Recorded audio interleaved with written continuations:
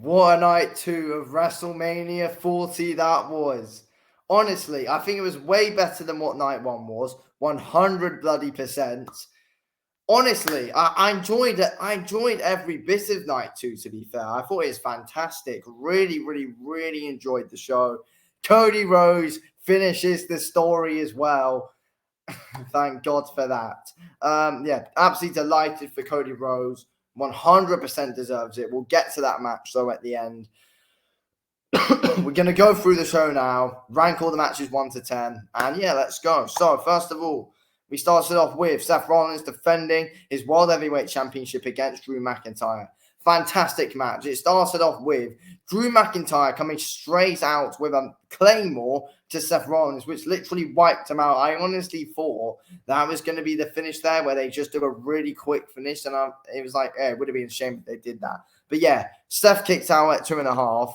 And, you know, it was just finisher after finisher after finisher. Steph was hitting a few stomps onto McIntyre. McIntyre hit a load of claymores onto Seth until he eventually was able to get the finish. And yeah, I think he hit 4 claymores on Seth Rollins in total. Seth hit around 2 or 3 stomps on McIntyre. But yeah, I thought it was a fantastic match. Finisher galore that whole match. And yeah, I enjoyed it. It was a great way to kick off the show as well. And yeah, it just got us really, really, really excited. Fantastic stuff there. I think Drew's the right winner. Drew McIntyre was mocking CM Punk a lot throughout the match. And then after Drew McIntyre beat Seth Rollins, he was going over to the announce table, celebrating in front of CM Punk with the title, stayed in front of him, and then they were both talking a bit of trash to each other. And then eventually, Drew kept on going on and on. CM Punk then eventually kind of leg sweeped Drew McIntyre when McIntyre was stood on the announce table, and then CM Punk took his not bandage, I forgot what the bloody thing's called, but took his cast off, whacked McIntyre with it. I was originally saying before, I don't think imagine if CM Punk wasn't actually injured, but no, it turns out, is he actually now back? Now he's able to do that? I don't know, because he took the cast off, so is that a sign he's back? I don't know. But then eventually, after that, CM Punk whacked McIntyre with his cast, Damian Priest came running out with his Money in the Bank briefcase after literally forgetting we all forgot, a lot of us forgot about it. He came running out, cashed in on Drew McIntyre, got him in the ring, hit I think it was a big choke slam he hit on him. Cover, 1, 2, 3, 9 seconds, over, and Damian Priest is now our World Heavyweight Champion. Honestly, I don't know how I feel about it. I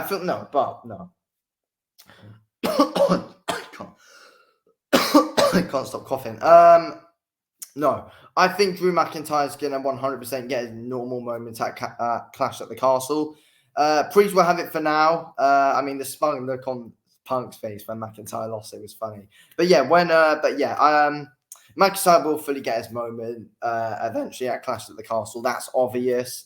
Or you never know, it might be a backlash. McIntyre gets his moments against Priest, but I don't know. And then he might go into Clash at the Castle, big main event against CM Punk. If CM Punk's back, I don't know, but it'll be interesting. It'll be interesting to see what happens. But no, McIntyre will 100% get the title back. Priest's reign won't be long whatsoever. But yeah, I think it's about time they did something with him. It definitely boosts Damian Priest a bit for the time being as well. Makes things interesting. So yeah, I'm not too mad at it, to be fair. I kind of was at first, but thinking about it, I'm okay with it. You know, it's definitely a solution towards it. Priest won't be a champ in the long term. Yeah, McIntyre will get his moment. Anyway, next up, we of course got the Pride, Bobby Lashley, Angelo Dawkins, and Montez Ford with BFAB versus the Final Testament, Karrion Kross, Akam, and Razor with Scarlett. Yes, Philadelphia Street Fight with Bubba Ray Dudley as the special guest referee as well, don't forget. Yeah, fun match, to be fair. I enjoyed it. There was a lot going on. Scarlett and BFAB actually had a bit of a go at it as well. They both went flying through a table. To be fair, the match was mostly Bobby Lashley, Angelo Dawkins, and Montez Ford just putting a massive beat down onto Karrion Kross. That was basically what the match was. Oh, but I forgot to bloody rank the Drew McIntyre and Seth match. So I'll go through those rankings at the end, and then I'll go through the rankings at the end. So yeah, as I was saying, it was just giving a massive beat down to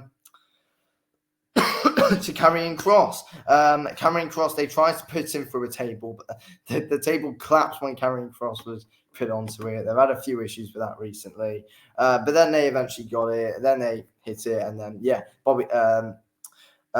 Montez Ford hit the splash onto Karrion Kross. Bobby Lashley ended up pinning Karrion Kross, and the Pride win. Solid match, to be fair. Bubba Ray Dudley was kind of helping them out because Karrion Kross kind of raged at Bubba Ray Dudley in the match, so Bubba Ray Dudley wasn't happy. But yeah, it was a solid match, to be fair.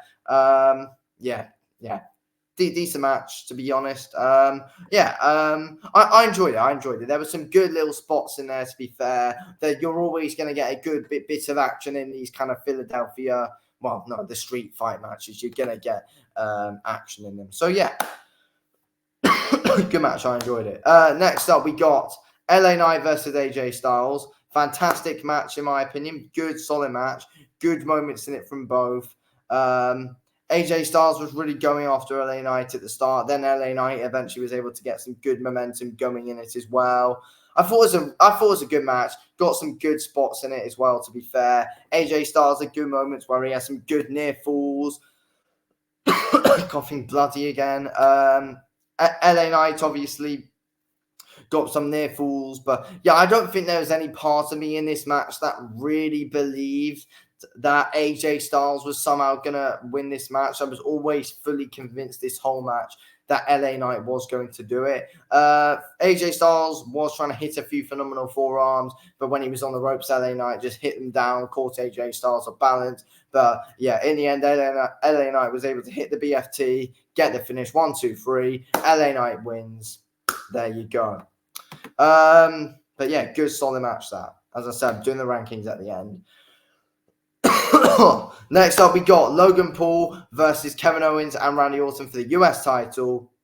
Good solid match this, to be fair. Good solid match. It started off with Kevin Owens and Randy Orton just going after Logan Paul, trying to beat him up.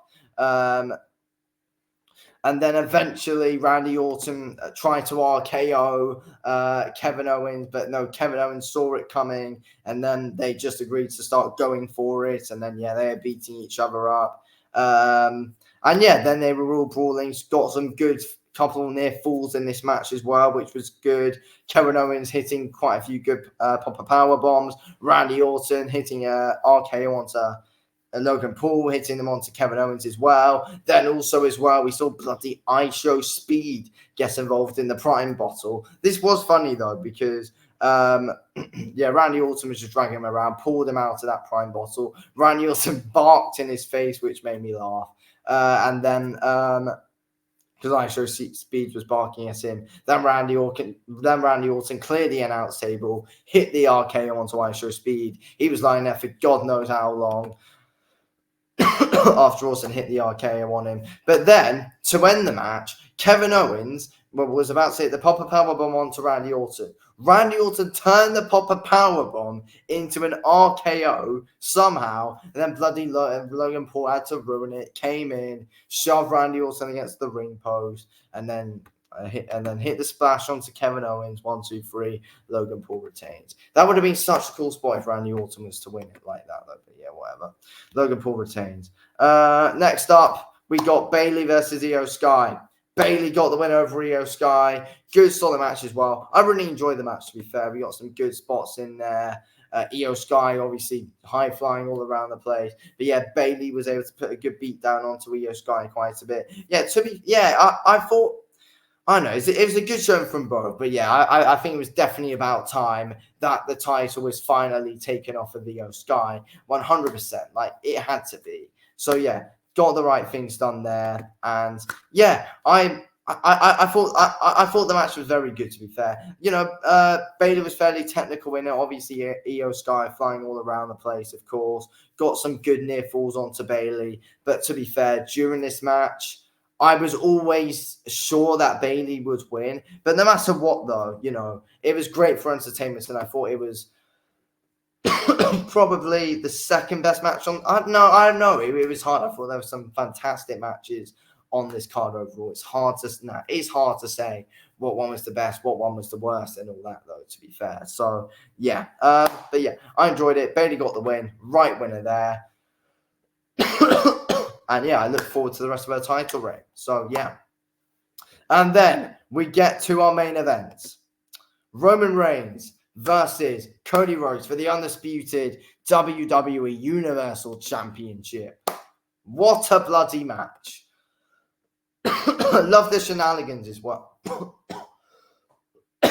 Non-stop coughing these days. But yeah, we got so it basically started off with these two just going at it in the ring. None of the bloodline around them, but yeah, these two were just going at it, having a great wrestling match with each other, of course.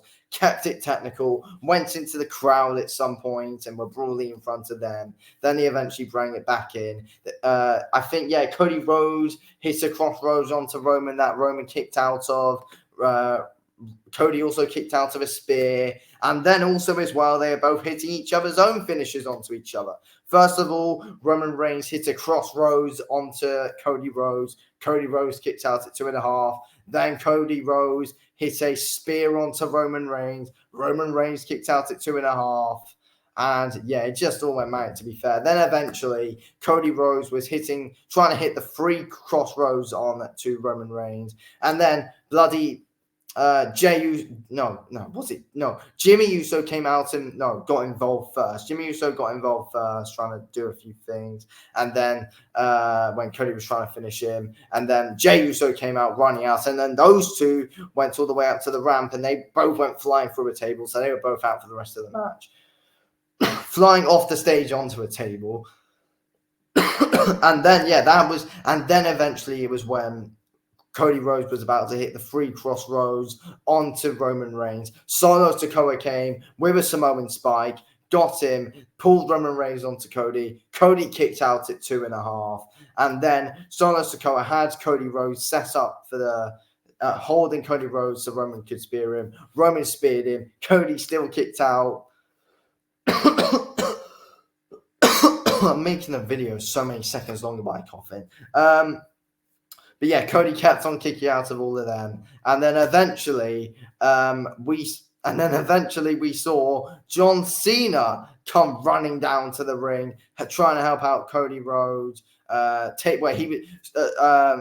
Cena was taking out Solo Sikoa. First of all, he AA'd Roman Reigns. Then he went out there, AA'd Solo Sikoa through an announce table, and then The Rock, Dwayne Johnson's music hit. He came running out. Him and John Cena were staring off in the ring for a bit. And then eventually John Cena tried to hit an AA, but The Rock ended up hitting the rock bottom onto Cena. So Cena was out. And then everything went black. Who was there behind The Rock after a few seconds? It was The Undertaker. The Undertaker hit a big choke slam onto The Rock. And yeah, then The Rock was out for the rest of the match. Then also, it was before that though, Seth came coming out. I want to mention this because Seth came running out to the Shield music at a point, and then I thought Dean Ambrose was bloody there as well, but he wasn't. But no, back onto it. The Rock hit the choke slam on. No, sorry, not The Rock. The Undertaker hit the choke slam onto The Rock, and then eventually they went black again, and then it goes back, and then Roman and Cody are the only ones in the ring. Cody Rhodes then is able to hit the 3 crossroads onto Roman Reigns. And then guess what? 1, 2, 3. Cody Rhodes finishes the story and is now the new the new undisputed Universal Champion. Unbelievable stuff, to be fair. What a match it was. I honestly absolutely love the shenanigans as well. Fantastic stuff. Cody finishes the story. Anyway, I'm ranking all the matches just quick. So, Seth Rollins versus Drew McIntyre. I'd give that match a solid 8 out of 10. I'd give it. Yeah, 8 out of 10. The Pride versus the Final Testament. I think I'd probably give that a... I'll give it a 6. Saw some good solid spots there. LA Knights, AJ Styles. I think I'd give it a 7. I enjoyed that one. Logan Paul versus Kevin Owens versus Randy Orton. I think that one deserves an 8. I enjoyed it. Good spots in there. Bayley versus Io Sky. Again, I'd probably give that one an 8 as well, to be fair. I'd give that one an 8. And then Roman Reigns versus Cody Rhodes. It's a 10 out of 10.